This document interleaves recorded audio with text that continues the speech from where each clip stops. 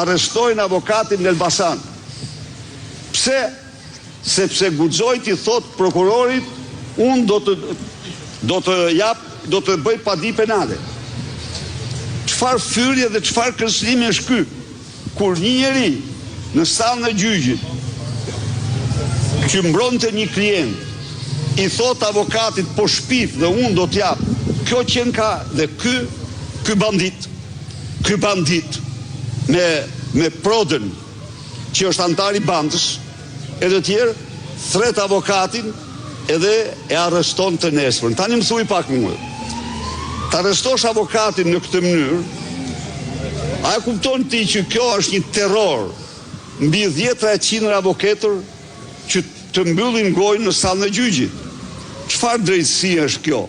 Ka ndodhur ndonjëherë ku unë mendova se kur dëgjova, tu them të vërtetën, mendova se mos avokati ka humbur nerva dhe e ka agresuar prokurorin, edhe thash kjo është e papranueshme. Por kur pash me regjistrime se çfarë ka ndodhur, ky është turpi, ky vetëm drejtësi nuk është ta thotë. Nuk ndodh kund. Prandaj dhe domethënë këta që përpiqen të shndrojnë krimet e tyre të shëmtuara në mburoj për drejtësinë, këta janë dy herë kriminal.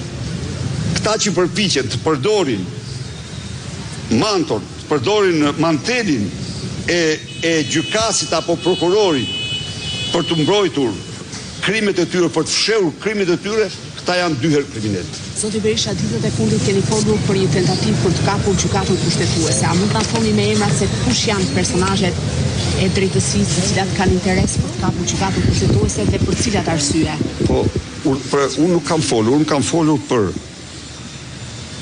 rastin për shtyp nga selia juaj. Tani.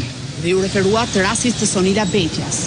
Po, ajo ishte tjetër, një minutë. Ajo ishte një akt antikushtetues, absolutisht antikushtetues.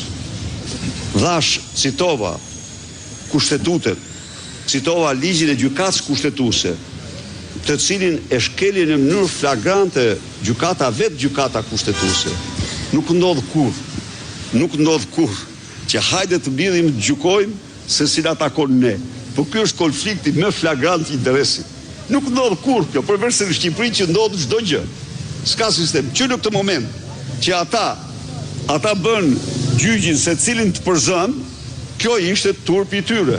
Turpi i madh, i pape, se ata akti i parë do i thoshin Bajrambekës, ne jemi në konflikt interesi, ne s'mund ta gjykojmë të problem, hajde drejtoju ku dush, am thonë.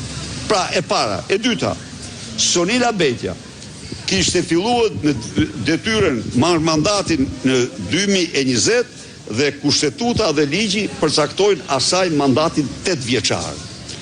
Së treti, nuk është kur presidenti që i drejtohet gjykatës kushtetuese me zgjidhje të problem me shkresë. Tani, unë e kuptoj, në qoftë se presidenti don ta zgjidhte, i thoshte parlamentit. Parlament, ka një ligj, keni bërë një ligj e gjykatës kushtetuese, ku keni shkruar se forma e rotacionit aplikohet gjërë në vitin 2022. Prandaj, hiqeni këtë afat në mënyrë që të vazhdoj forma e rotacionit deri në vitin 32. Nuk e bëri. Pra, gjithçka është në kundërshtim me ligjin dhe kushtetutën.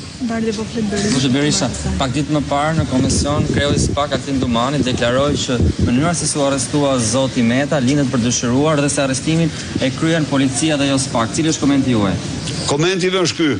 Sa herë po të ketë prokuror të vërtet, sa herë shkelet ligji, prokurori vendos ndjekën hap procesin penal kundër atij që shkel ligjin. Ky lan duart si Pons Pilati se është absolutisht vepër e rakorduar me SPAK-un, BKH-n dhe policinë e shtetit me urdhër të Edi Ramës. Ky vetëm sa faktoj që nuk është një prokuror. Se nëse ndodh se procesi ishte i tij, nuk ishte procesi i një gjykate tjetër, një prokurorie tjetër. Ishte procesi i SPAK-ut. Dhe në rast se një person me një proces SPAK, shkoti çfarë Ka burrë që është apë për të është. Pra, ky dëshmoj se është komplicit edhe në këtë akt.